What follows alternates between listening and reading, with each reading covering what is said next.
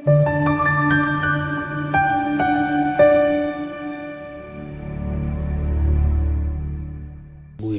ukukhuluma nawe kwi-channel kaMoko Nick. I-channel iNew Flick nako esingakwenza nako ongakwenza okubalekile ukusubscribe nokulike nokuba yimember yale channel. Uma ufuna ukungifonela kakhulu umoya wami uyawuthokoza uma ngikhuluma nama-member e-channel.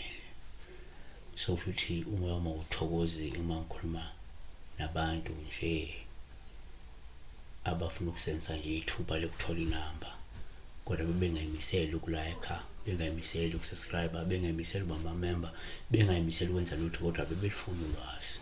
Yabona, inamba yami isenze kuphela uma ungumlandeli.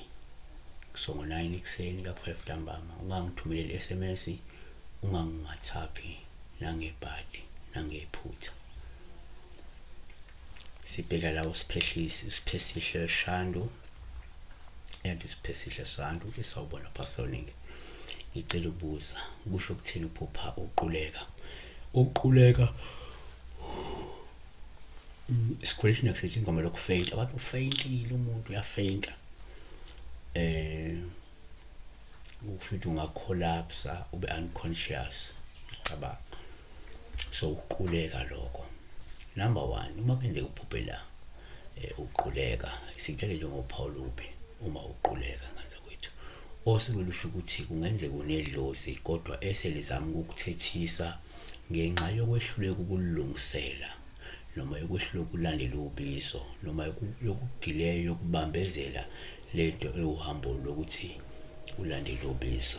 2, kungenzeka futhi uphupha uquleka kube uPaulube. Uma ukuthi uyaquleka osuke likhomba komunye umuntu ukuthi kungenzeka lo muntu unedlozi elibi elingalungisiwe, eliza kabi, eliza ngolaka kuyena, yabo. 3, kungenzeka futhi uphupha uquleka kuwuPaulube. Uma uquleka lungabuye luveze ukuthi kungenzeka njengamanje kunezilwane ezikubambayo noma engahle zikubambe, ogadlwa ngazo iy'mbangi zakho.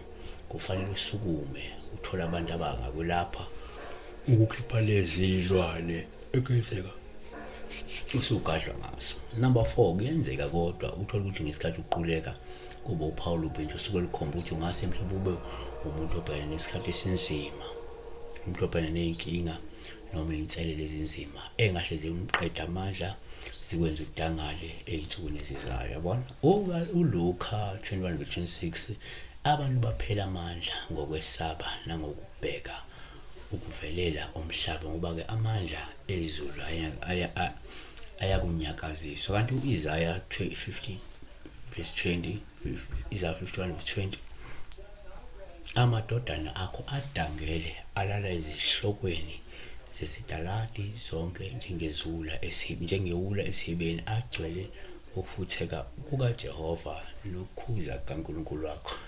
Number 5, kuyenzeka ukuthi uthole ngesikhathi uquleka kube uPaulube. Uma uquleka esontweni olusho ukuzinikela, elusho ukuzibophezela kwakhe enkolweni kanye nakuNkulunkulu nokufeza nje kwenhloso zakhe esikhathini esiseduze esizayo. uJona 2:7, lapho umphefumulo wami waphela amandla phakathi kwami, ngamkhumbula uJehova, umkhuleko wami wangena kuwe ethempelini lakho elingcwele. Azivale ngokuthi-ke uma uquleka kwabanye kuyaba uPaulube uma bequleka, olukhomba inguquko ezinhle ezizofika nenjabulo engalindelekile. Besibheka ukuquleka, besibheka ukucollapse, be unconscious, yeah. uNkulunkulu akulonde kubusise, usubscribe, ulike, unikele kwi-channel. Inamba uyisenze kuphela uma ungumlandeli, uma ungayena ungayisebenzisi, iyekele. Siyabonga.